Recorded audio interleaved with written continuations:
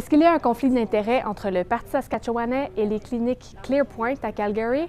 Eh bien, ce qu'a découvert le Parti de l'opposition, c'est que la filière de ces cliniques, Surgical Centers Inc., aurait fait un don de 19 300 $ au Parti saskatchewanais.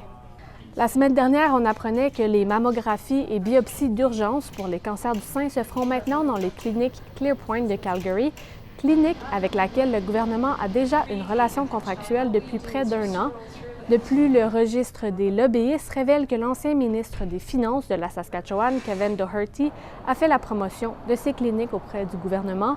C'est 2 millions de dollars qui iront à ces cliniques selon l'estimé du gouvernement, soit 1000 diagnostics évalués à 2 000 $ chacun environ. Le système de la santé et les services sociaux seront visés par le rapport de la vérificatrice générale qui est déposé cet après-midi et on sait déjà que la vérificatrice Tara Clemette veut que des enquêtes plus approfondies soient menées sur les allégations de maltraitance et de négligence à l'égard des enfants. Le rapport abordera aussi l'échec du déploiement du nouveau système administratif de l'Autorité de la santé. Ce système devait regrouper 80 autres systèmes en un et ainsi simplifier et améliorer l'accès aux données des employés, des clients et des patients, en plus de gérer la paie, les horaires et les finances du personnel de la santé. Le rôle d'un vérificateur général est de surveiller le gouvernement et à travers ses rapports, il agit un peu comme le chien de garde parlementaire. Il soulève les lacunes du gouvernement. Pour avoir plus de détails sur ce rapport et l'analyse complète du rapport, eh bien, allez sur le site de Radio-Canada.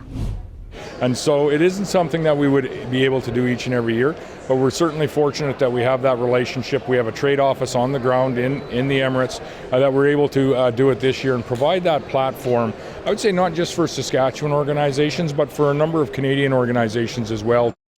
Le premier ministre Scott Moe s'est adressé aux médias aujourd'hui de Dubaï, et ce, alors que l'opposition officielle continue de critiquer les dépenses engendrées par ce voyage à la COP28.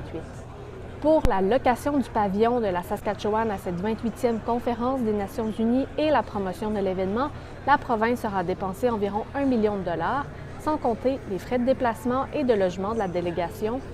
Scott Moe, lui, affirme que la Saskatchewan participe à des discussions importantes, notamment sur le nucléaire et la captation de carbone, mais il en profite aussi pour créer de potentiels partenariats en agriculture et dans le marché de la potasse.